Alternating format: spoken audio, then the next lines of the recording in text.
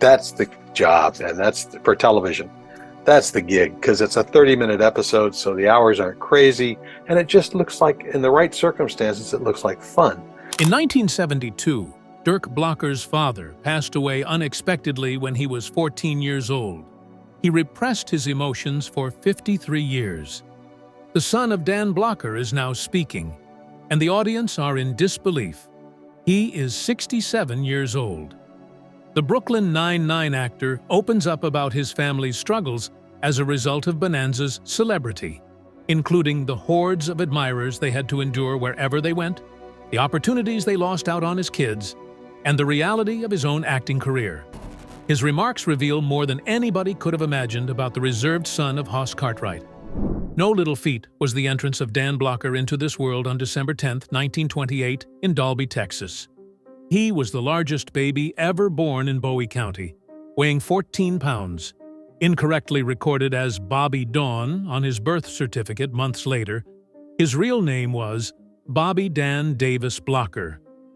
Mary gave birth to what must have been the most painful birth in town history, and Shaq had no clue that this enormous baby would grow up to be a television superstar in the United States.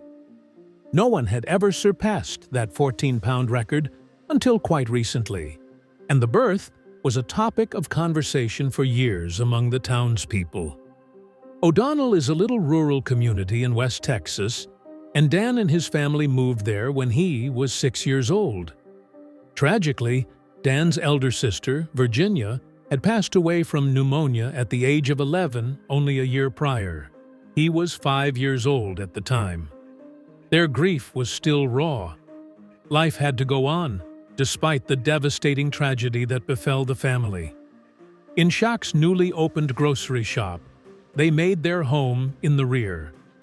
Dan started by playing in the alley behind the warehouse and worked his way up to grocery bagging and customer service, eventually lifting 40-pound bags of cow feed. There were 2 lumber yards, 2 pharmacies, and 2 physicians in the town of 3,000 inhabitants back then. Being known by everyone and being the shopkeeper's child, Dan was an integral part of that environment. Not only was he towering above everyone, but his grit and perseverance earned him respect. It wasn't simply that Dan grew tall, he grew rapidly. At the age of 10, he weighed 105 pounds and stood at 5 feet tall. The boy was 6 feet tall and 200 pounds when he was 12 years old. In fact, he dwarfed most of the grown-ups in the room, not to mention the other youngsters. Actually, he collaborated with them whenever heavy lifting was required, such as on grain trucks and elevators. For Dan's Saturday night boxing matches with older lads, the community even cordoned off Main Street. He was undefeated against men in their 20s by the time he was 13 years old. Another legend has it that he rescued a man whose automobile had fallen off a jack by lifting it off the ground. Regardless of its veracity, no one questioned his ability to pull it off. He was 6 feet 4 inches tall, 275 pounds, and a size 14 1/2 shoe by the time he was a senior in high school. It was a running joke in Dan's family that he was unable to do either riding or pulling a wagon, according to his dad. However, his stature would swiftly propel him to stardom. Dan was sent to San Antonio's Texas Military Institute by his parents when he was 12 years old. Their expectation was likely that he would be transformed into more than simply a muscular man by the discipline. It was General Douglas MacArthur who was educated at the very institution. The lessons Dan learned about structure, grit, and concentration will benefit him much in the future. He enrolled at Hardin-Simmons University in 1946 after leaving TMI. On the field, he played football. At 18 years old, he was a natural due to his stature. He was also strong, quick, and well-respected by his teammates. His tail would go in a different direction than football, though. That occurred during his 1947 transfer to Sul Ross State, where he volunteered to assist with stage crew duties for a school production. Someone with the strength to carry lifelike corpses was required for the performance arsenic and old lace. Dan gave his assent, and something clicked. Interacting with the players, rearranging the props, and seeing it all come together ignited a passion inside him. Out of nowhere, a new road appeared to him. He changed his concentration from PE to theater. In an instant, the football player transformed into an actress. Even though theater became Dan's universe at Sul Ross, he continued playing football there. In order to cover the costs of his education, he bounced at bars, participated in rodeos, and worked odd jobs. He discovered his calling on stage. His soft and expressive nature shocked many, despite his stature, which made him well-suited for muscular parts. His students and instructors took note, and they all shouted for him. He earned his bachelor's degree in 1950 from the speech and drama program. He was expected to pursue a career in athletics. He opted for something riskier, something with less certainty instead. Boxing promoters and professional football teams both made offers. No, Dan said. Neither his bulk nor his fists were going to help him make a life. He wanted more. A work of art was what he desired.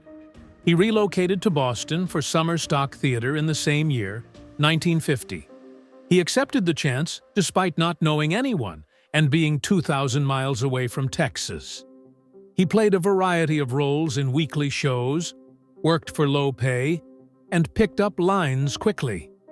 Although it was draining, it fulfilled all of his desires. In Boston, Dan Blocker had aspirations of becoming an actor. But fate had other ideas. He was enlisted by the U.S. Army in November 1950. Blocker, who was over 250 pounds and measured 6 feet 4, was drafted as the Korean War escalated.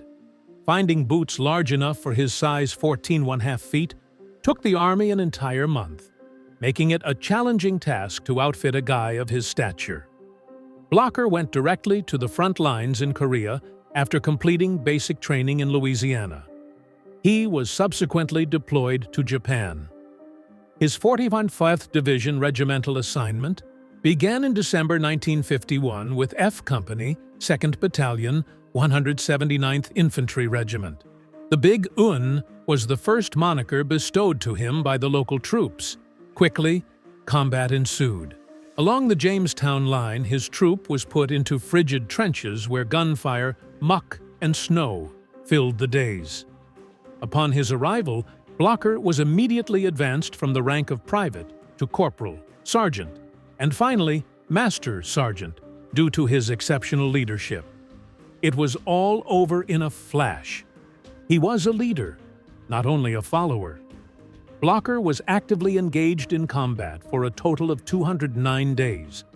One of his most traumatic recollections occurred on Christmas Eve, 1951, when he and his squad were held for 10 hours on Hill 255. The night was frigid, pitch black, and fatal. Violence escalated much worse on May 25, 1952.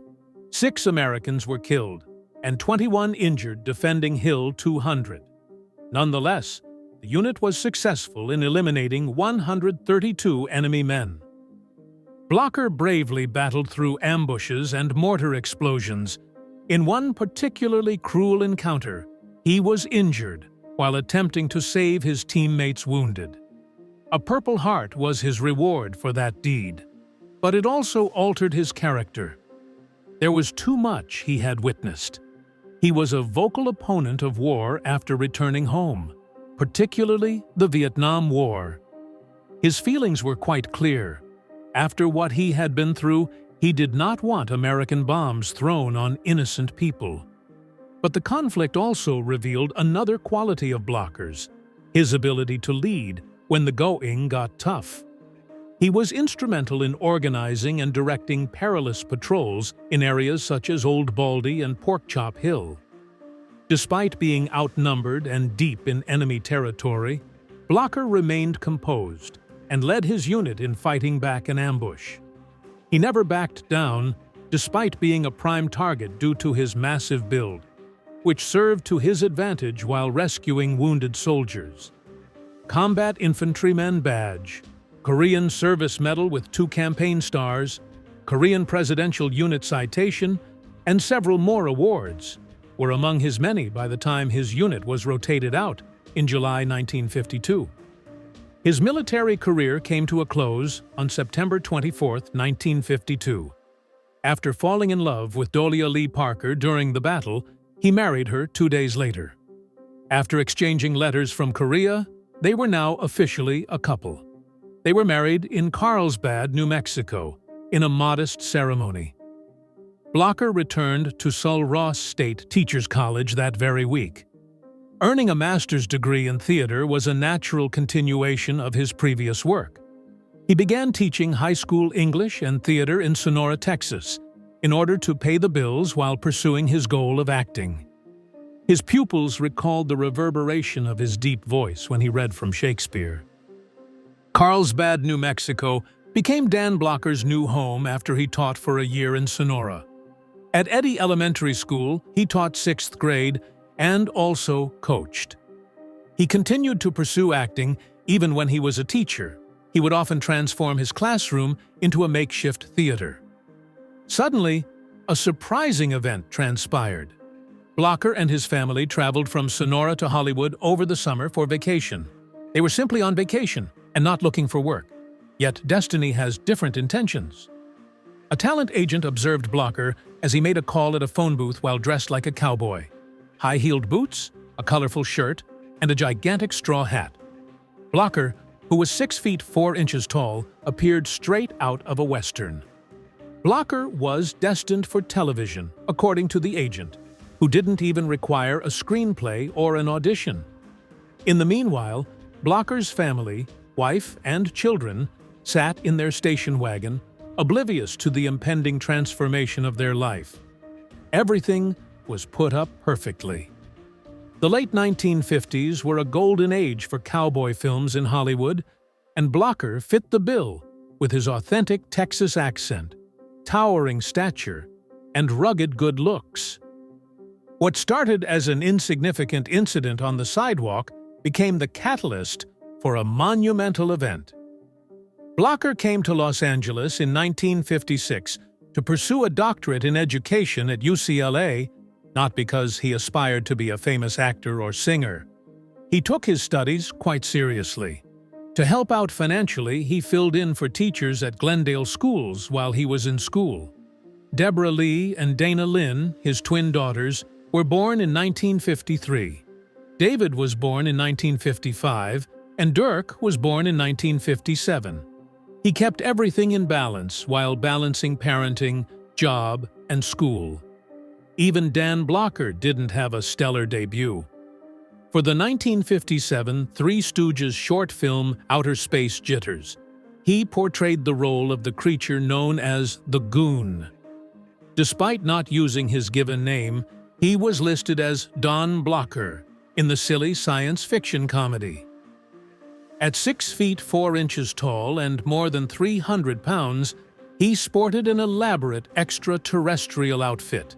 Even in a ridiculous scene like a Stooges skit, Blocker was already utilizing his physique to capture attention in this little film that was shot in just 2 days. The film lasted about 17 minutes. His first appearance on television was in 1956's The Sheriff of Cochise, in which he played the role of a bartender. He changed roles frequently. His role as a cavalry lieutenant in Gunsmoke was from 1956. Returning to the same program 2 years later, he played a different part. He had already made appearances in Colt 45 and Have Gun Will Travel by that point. Even in 1957, he made appearances in a number of westerns. He frequently played law enforcers, criminals, or tough guys in films like Cheyenne and The Rifleman.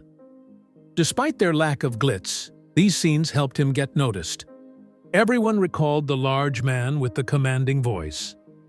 Next up was Maverick. He felt his world turned upside down by that show. According to Blocker, playing Hogness Hughes was the crowning achievement of his early acting career. Even though it was a Western, Maverick was unlike any other. It was funny, smart, and Blocker was the right match. He was large and comical, all at the same time. It was then that producers and casting directors saw his charismatic, strong combo. Subsequently, Hoss Cartwright's persona would be defined by the harmony between dramatic moments and comedic ones. However, it was Hognas Hughes who initiated that finding. He appeared in Cimarron City, another Western, in 1958, in a recurring role as Tiny Carl Budinger. The program only ran for one season, but he made a life-altering connection via it. Cimarron City's producer, David Dortert, knew Blocker from his work in The Restless Gun, where he had portrayed a blacksmith and a cattleman, among other roles. It was pleasing to Dortert's eyes. He had his pick of the litter when he began pitching a new Western-themed series about a ranching family. The original cast of Bonanza was a mystery when production began in 1959, but one thing was certain: Dan Blocker was cast as Hoss Cartwright. Producers spared no one else from the audition process.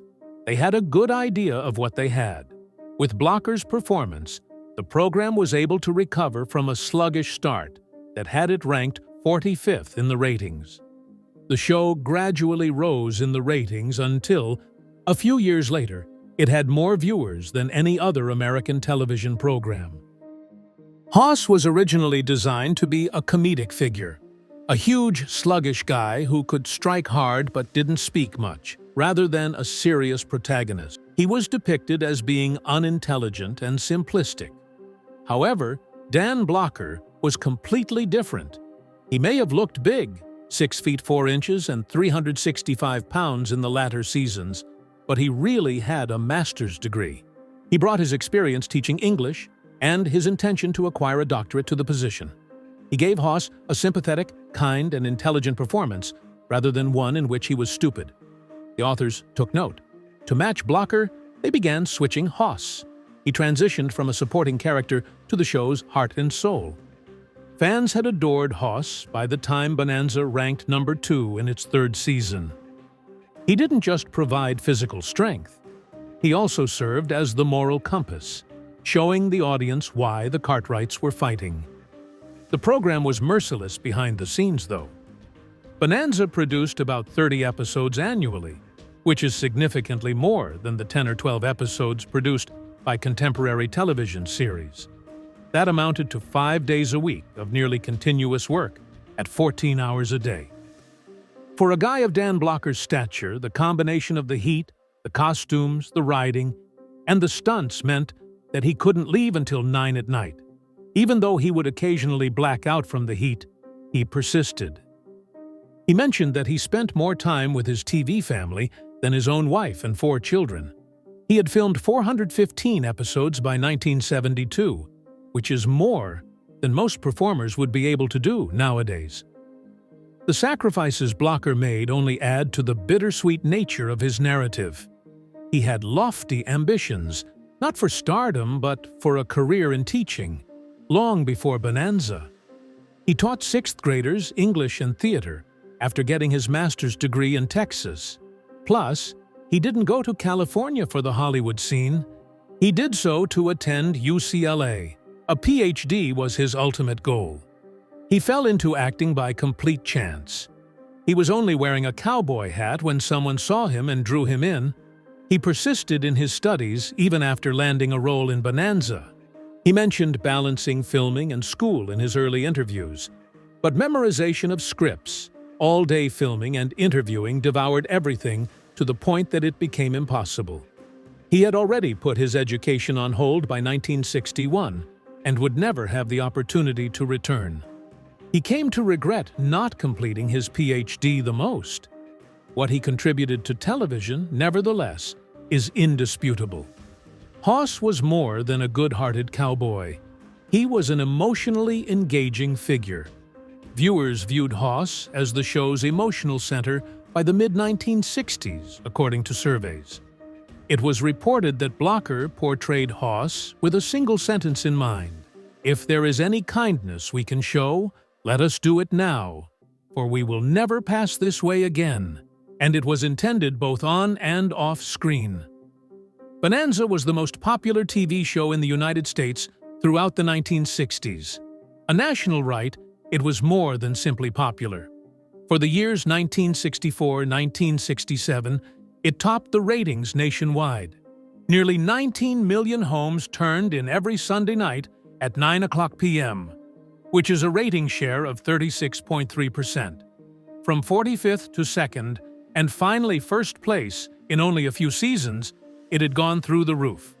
No other program has ever maintained a top 5 rating for 9 years in a row like Bonanza did. Canada, Brazil, France, Thailand, and even Saudi Arabia were among the approximately 50 nations that the Cartwright family reached. The Smothers Brothers Comedy Hour wasn't CBS's first competitive offering.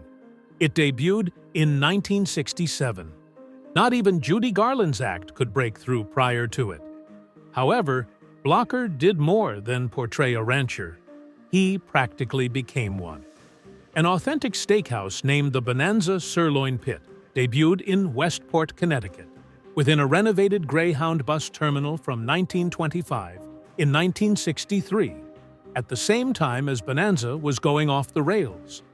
Because the name was well known and trusted, the plan was successful. Sam and Charles Wiley, two brothers, acquired the brand in 1966 and rapidly developed it. Then, in 1965, 3 other men established Ponderosa Steakhouse, a comparable franchise in Indiana. Prior to their 1989 acquisition by Metro Media, both brands had rapid growth. Bonanza had around 600 eateries by that point. In 1997, the two chains joined forces, although they maintained their own identities. By the year 2019, just around 75 sites were left. However, Blocker had transformed his TV stardom into a tangible enterprise, a place where customers could come in, sit down, and enjoy their food. His film career also continued to progress. Come Blow Your Horn, starring Frank Sinatra, was a smash hit in 1963, earning $12.7 million and starring Neil Simon. The next year, in 1968, for Lady in Cement, Blocker and Sinatra reunited once more. In this criminal thriller, Blocker portrayed the role of the menacing businessman Rudy Corman. The film evoked the seedy, jazzy Miami of the 60s. Behind the scenes, there was another element that remained unseen. Chuck Norris, before his fame, taught all 4 of Dan Blocker's children karate during Bonanza's heyday. They were trained with the children of Michael Landon. Everyone on set had grown close. Blocker wed Dolia Parker in 1952. The couple had met while in college and remained married until Blocker's death in 1972. Dirk went on to star in her own film, and their son David went on to win an Emmy for his work as a producer in 1998. Despite his celebrity, Blocker remained devoted to his family. After the fact, Bonanza's Jamie, Mitch Vogel, said that Dan was the type of man you could have a beer with. On television, Dan Blocker was always portrayed as the amiable giant. Millions of viewers adored him in his Bonanza role as Hoss Cartwright, but they failed to notice his silent struggle. He was around 6 feet 4 inches tall and weighed close to 300 pounds. He was physically intimidating on film, but his stature was also a health concern. Dan had started exhibiting symptoms of gallbladder difficulties before to his passing in May 1972, but nobody around him understood the severity of the situation. According to medical professionals, things were much different in the past, even if gallbladder surgery nowadays are fast and safe, even for bigger patients. In 1972, the methods and equipment just weren't up to par. Some think he may still be alive today if he'd undergone the identical procedure a decade later. Back then, though, he kept everything to himself, since his bulk made everything more perilous. He appeared to be smiling, but behind the scenes, he was quietly losing the struggle. Dan had a new job that may have revolutionized his career just 2 months before he passed away. Director Robert Altman, with whom Dan had previously collaborated, cast him as the protagonist in The Long Goodbye, a role that was far from Hoss's gentle nature, that of a broken-down alcoholic writer. Dan finally had his opportunity to prove he could pull off more than just the stereotypical nice cowboy role. However, such was not to be allowed by fate. Sterling Hayden was cast in the role following Dan's death. Hayden was fantastic, even coming up with lines on the fly while filming while under the influence of alcohol. But losing Dan was something that Altman could never get over. In fact, he considered scrapping the film completely. He continued, nevertheless, and included an homage to Dan Blocker in the credits. Just that one phrase summed up his significance to his co-workers. On May 13, 1972, Dan Blocker passed away. The procedure began as a standard gallbladder operation, but complications quickly ensued. Dan experienced a blood clot in his lungs, known as a pulmonary embolism, following the surgery. He was gasping for air. A chilly blue code sounded, and nurses hurried along the corridors. Despite doctors' best efforts, he passed away at 4:10 a.m. His pulse ceased. He was just 43 years old. A heavy burden was lifted by his passing. Within hours, news reports reached every corner of the nation, shocking fans even more. Everyone was taken aback. Deborah and Dana, his twin daughters, and David and Dirk, his sons, were the only children left to his wife Dolia. She had to deal with the media frenzy as well. Thousands of people, including friends, co-stars, and strangers, came out to pay their respects at Hossa's burial 3 days later. Michael Landon delivered a powerful, albeit brief, address. He was hilarious. He improved us. Despite being buried in a little Texas cemetery, Dan was never forgotten, even if he was far from Hollywood. Dan passed away when Bonanza was already airing in its 12th season.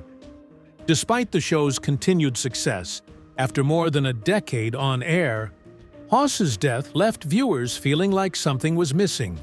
Things went downhill for the ratings. The audience grew disinterested.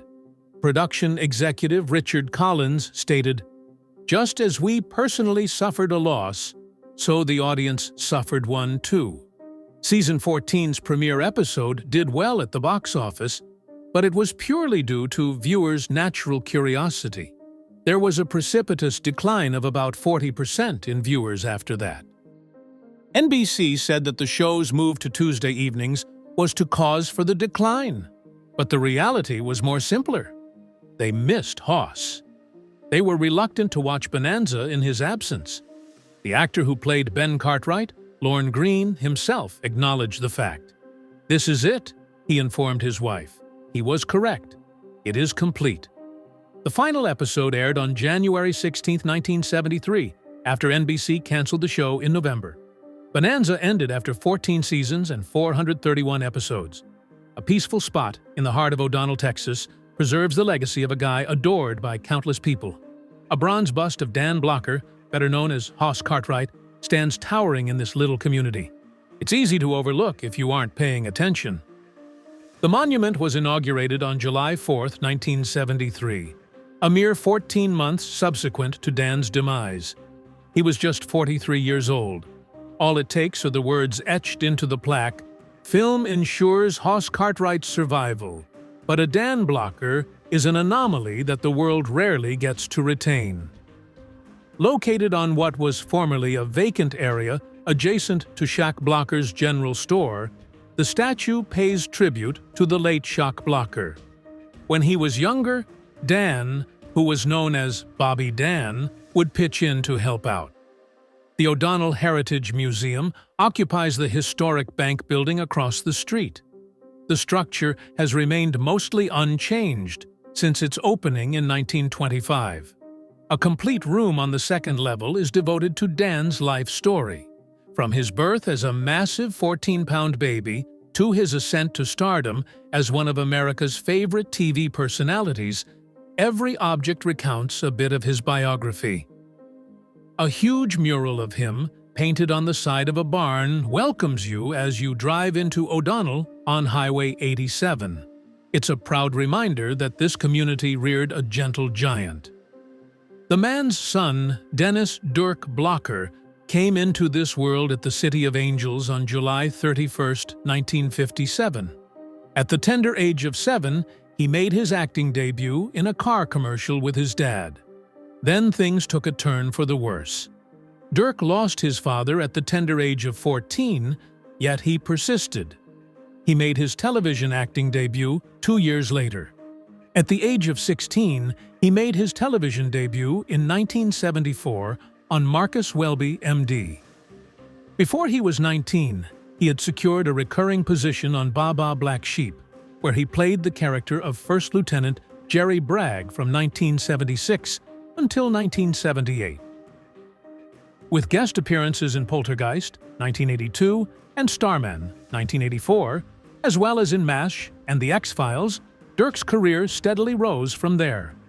As a reporter, he was included in the 2 sequels to Bonanza, The Return and Bonanza Under Attack. His breakout role, however, didn't come until he was 56 years old, when he became Detective Hitchcock on Brooklyn Nine-Nine. His 147 appearances between 2013 and 2021 introduced him to a new audience as a talented comedian in his own right, rather than just as Hoss's son. Dirk has begun to open up about his upbringing as Dan Blocker's son now that he is 66 years old. He recalls how, wherever they went, admirers would swarm him and his parents because of their celebrity. Dirk wanted nothing to do with that type of attention, so he avoided the limelight and instead became known for his subtle performances in supporting parts. Although he moved away from the spotlight, he was never truly free from the pride and pressure that came from being in his father's shadow. He wanted to do justice to Dan's legacy while simultaneously demonstrating his independence.